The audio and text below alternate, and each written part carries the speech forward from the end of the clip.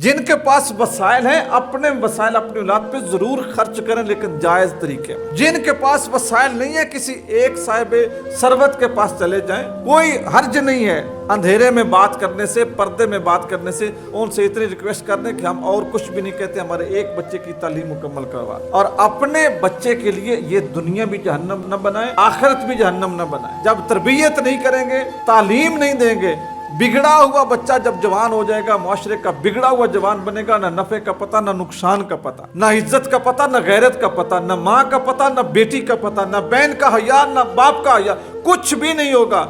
बिल्कुल एक ऐसा इंसान आप बनाएंगे जो दूसरे इंसानों से दुश्मनी करेगा। दोस्ताने गिरामी, अपने बच्चों के जो हुकूक हैं उनको पहचानें। और इसी से बात याद आ गई, जो फलस्तीन के बच्चे हैं वो भी तो इसी उम्मत के बच्चे जो बिलक बिलक के मार रहे हैं, सिसक सिसक के मार रहे हैं, तड़प तड़प के मार रहे हैं। कोई पुरशाने हाल ही नहीं है, बल्कि अब वो दीवारों पे लिखना शुरू हो गए हैं, अल आलिमु लम युहिब्बुना बादा उम्मी। जिनकी माएँ फौत हो गई दीवारों पे लिख रहे हैं, अम्मी जान आपके बाद दुनिया प्यार नहीं करती, अम्मी आप ही थी जो प्यार करती। उम्मत के बच्चे हैं सड़कों पे सिसक सिसक के मर रहे हैं। खून उनका इतना सस्ता है, इतना पानी भी सस्ता नहीं है। फलस्तीन के अंदर जो हो रहा है, पूरी दुनिया को इस पे इकट्ठा होना चाहिए। बच्चे कौन से दहशतगर्द हैं? मान लिया जो दुनिया का एक जो उनके बारे में कहना है, उस हालांकि अपनी आजादी के लिए लड़ना दहशतगर्दी नहीं होती। कोई कह कश्मीरी दहशतगर्दी कर रहे हैं, जिनके ऊपर कब्जा हुआ है, उन्होंने अपनी जान छुड़वाने के लिए अगर दिफा नहीं करना तो और क्या करेंगे? चुप करके कहें कि ठीक है जी हमारे मकान ले लो, प्लाजे ले लो, बिल्डिंगें ले लो, बाकी जमीनें ले लो, हमारे सारा कुछ ले लो, और हम बिल्कुल हाथ बांध के बैठ जाते हैं।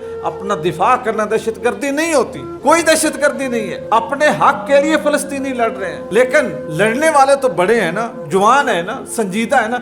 बच्चा तो किसी कौम का दहशतगर्द नहीं होता, चाहे यहूदी का बच्चा हो, चाहे फलस्तीनी का बच्चा हो, इसराइली हो, हिंदुस्तानी हो, कश्मीरी हो, कोई बच्चा दहशतगर्द नहीं होता। इस उम्मत के बच्चे सड़कों पे सिसक सिसक के मर रहे हैं। बिलखसूस जो हमारी उम्मत मुसलमा की जितनी हुकूमतें हैं, जितने सरबराहान हैं, जितने लीडर्स हैं, उनको सर जोड़ के बैठना चाहिए कि हम मुआहदे कर रहे हैं इसराइल के साथ। 3-4 दिन पहले मैंने अखबार में पढ़ा, मिस्र यकीन दहानी करवा रहा है अमेरिका को कि हम फलस्तीन के मुहाजिरों को अपनी हद क्रॉस नहीं करने देंगे, अपनी तरफ नहीं आने देंगे। और अगर आप यूरोप को देखें तो वहां पे बॉर्डर बने हुए हैं, सिर्फ और सिर्फ निशानदेही, सिर्फ एक लाइन लगी है, इधर पोलैंड है, इधर हॉलैंड है, इधर इंग्लैंड है, इधर स्कॉटलैंड है। आप एक वीजा लेते हैं और 50 ममालिक है जिनमें आप चले जाते हैं, कोई मसला नहीं है। अगर तफरीक डाल दी हुई है तो उम्मत मुसलमान ने आपस में डाल दी हुई है।